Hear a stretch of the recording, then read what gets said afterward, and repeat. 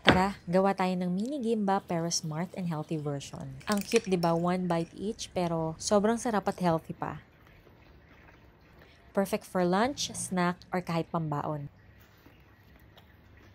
Try nyo na to guys, ang sarap. Simpleng ingredients lang to, may fresh, may leftover. Mabilisan lang din kasi gutom na kami. Unahin na natin tong itlog.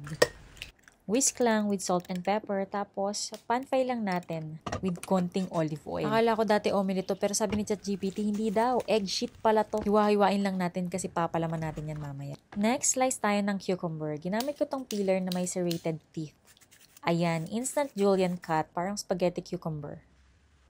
O baka ano pang maisip mo dyan, ilagay mo lang yan sa tubig mo para healthy. Niligay ko lang sa colander, tapos piniga ko yung excess water. Now, rice time. Madami kaming sinasaing, tapos nilalagay na lang namin sa ref. Gamit pala namin mixed black rice and quinoa, pero kayo kung anong rice meron kayo dyan. Tinimplahan ko lang ng rice vinegar, salt, and pepper. Ininit ko pala yun sa microwave, guys, ha? Habang hinahalo ko, nagiging sticky, and that's actually good, kasi pag sticky, mas madali siyang i-roll. Itong carrots, kasama yun sa meal prep ko na before. Ginisa ko yan with onion. Ininit ko lang sa microwave. Then, ito baka mapaula leftover salmon, ininit ko lang din sa microwave at tinurog ng konti gamit ang fork. Aba, syempre optional yan. Kung anong leftover nyo dyan, pwedeng chicken, pwedeng canned tuna, at pwedeng itlog lang. Tapos yung vegetables na meron ka dyan. Kinat ko lang yung nori sheets into 3 para thin rectangles. Mas madaling i-roll at perfect sa mini size. Then, assemble time. Rice muna, cucumber, carrots, egg sheet, and salmon on top. Yung dulo ng nori, nilagyan ko ng konting galbi sauce para dumikit. Optional lang yan. Pwede ring rice lang, ipandikit mo. Works the same. Black rice and quinoa yung gamit namin lately, full of fiber and antioxidants. So, healthy talaga. Ganyan lang kadali, guys. Roll lang ng roll at maya-maya kakain na tayo. After i-roll, brush ko lang ng sesame oil for that glossy finish. Then, sprinkle toasted sesame seeds para may aroma, crunch, at legit Korean look. Para mas masarap, maglalagay ako nitong sauce. Yung natira kong sauce ng salmon nung nakarang araw. Tapos ito, pinaghalong jap mayo at wasabi, talaga namang sisipa yan.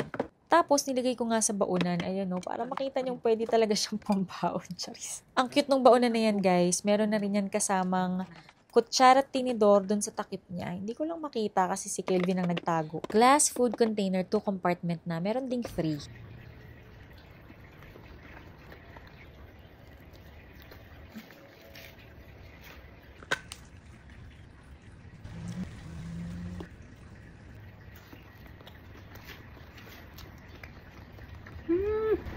Akyat yung anghang sa ilong.